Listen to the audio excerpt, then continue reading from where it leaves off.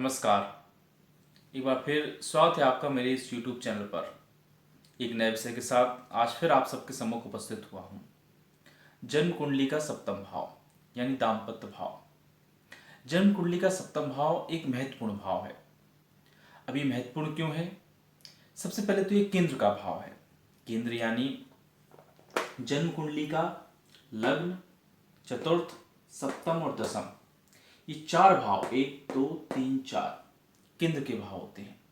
अब सप्तम भाव केंद्र में होने के कारण एक महत्वपूर्ण भाव बन जाता है। भाई सप्तम भाव इसलिए भी महत्वपूर्ण हो जाता है क्योंकि ये लग्न के ठीक सामने होता है। यानी सप्तम भाव में जो भी ग्रह बैठेगा वो सीधा आपके लग्न लग्न से संबंध बनाएगा। लग्न यानी आपका व्यक्तित्व। अब सप्तम भाव में कोई ग्रह बैठ के आपके व्यक्तित्व से संबंध बनाएगा, इसलिए भी महत्वपूर्ण हो जाता है। वही सप्तम भाव से वैवाहिक जीवन का विचार किया जाता है, आपके दाम्पत्य सुख का विचार किया जाता है यहाँ से, इसलिए ये भाव और महत्वपूर्ण हो जाता है।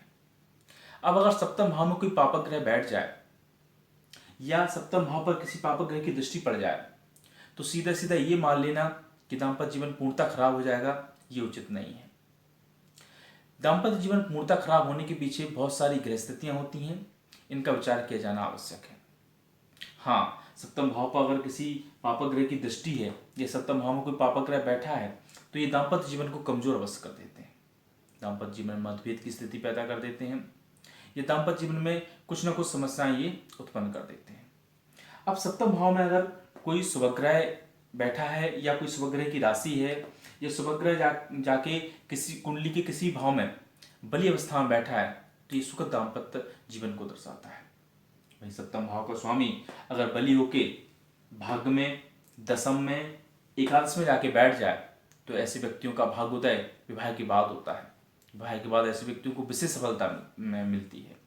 वहीं सप्तम भाव का स्वामी अगर कोई पापक ग्रह है और षष्टम में, अष्टम में या द्वादश में जाके बैठा है और वो भी पापक ग्रह से दुष्ट है तो दाम्पत्य जीवन में ये समस्या उत्पन्न कर देते हैं।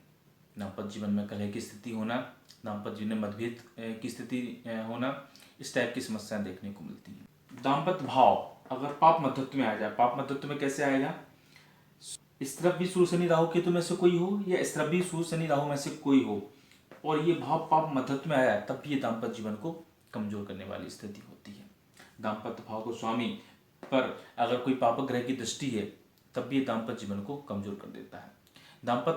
दाम्पत्य भाव का जो स्वामी है वो अस्त अवस्था में है, नीच का है या डिग्री वाइज कमजोर है तब भी ये दाम्पत्य जीवन को कमजोर करने वाली स्थिति होती है।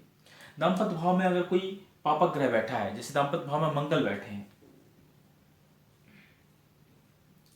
दाम्पत्य भाव मंगल बैठे हैं और कहीं से शनि की दृष्टि पड़ जाए तो ये दाम्पत्य जीवन को पूर्णतः खराब करने वाली स्थिति बन जाती है। अब शनि की दृष्टि कहाँ से पड़ेगी? शनि की दृष्टि पड़ेगी या तो शनि यहाँ बैठे हो या शनि यहाँ बैठे हो या शनि यहाँ बैठे हो। शनि को 3 दृष्टियां प्राप्त हैं। शनि की 10वीं दृष्टि पड़ेगी यहाँ से सप्तम भाव पर, शनि की 7वीं दृष्टि लग्न से पड़ेगी सप्तम भाव पर और शनि की 30वीं दृष्टि पड़ेगी पंचम भाव से सप्तम भाव पर, तब जाके ये दाम्पत्य जीवन को खराब करने की स्थिति में आते हैं।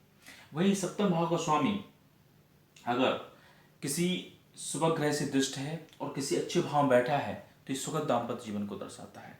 सप्तम भाव अगर पाप मध्यत्व में आ जाए, सप्तम भाव पर पापक ग्रहों की दृष्टि पड़ जाए तब ये जाकर दाम्पत्य जीवन में मतभेद और कलह की स्थिति पैदा करते हैं। आप अपनी कुंडली खोलकर देखिए कि सप्तम भाव में किसकी राशि है। जैसे कि यहाँ ये काल पुरुष की कुंडली है, यहाँ 7 नंबर डला है। 7 नंबर यानी तुला राशि। तुला राशि के स्वामी होते हैं शुक्र। इसी प्रकार आप अपनी कुंडली में देखिए कि सप्तम भाव के स्वामी कौन है और वो कहाँ बैठे हैं और किस स्थिति में है।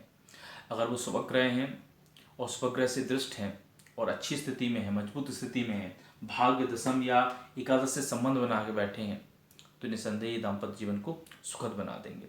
और यदि कोई पापक ग्रह हैं जाके 6वें में, 8वें में, 12वें में बैठे हैं और पापक ग्रह से दृष्ट हैं या दाम्पत्य भाव पाप कर्तरी योग में है या दाम्पत्य भाव पर पापक ग्रह की दृष्टि है तब ये दाम्पत्य जीवन को दाम्पत्य जीवन में परेशानी उत्पन्न करेंगे और मतभेद और कलह की स्थिति पैदा करेंगे। वहीं किसी महिला की कुंडली है और देवगुरु बृहस्पति सप्तम भाव में अकेले बैठे हैं तो ये भाव नाश कर देते हैं। यानी सप्तम भाव में देवगुरु बृहस्पति बैठे हैं, अकेले बैठे हैं, किसी महिला की कुंडली है, सप्तम भाव में देवगुरु बृहस्पति अकेले बैठे हैं तो ये भाव नाश कर देते हैं। ऐसे मामलों में भी कई बार दाम्पत्य जीवन में मतभेद और दाम्पत्य जीवन में विभिन्न प्रकार की परेशानियां देखने को मिली हैं।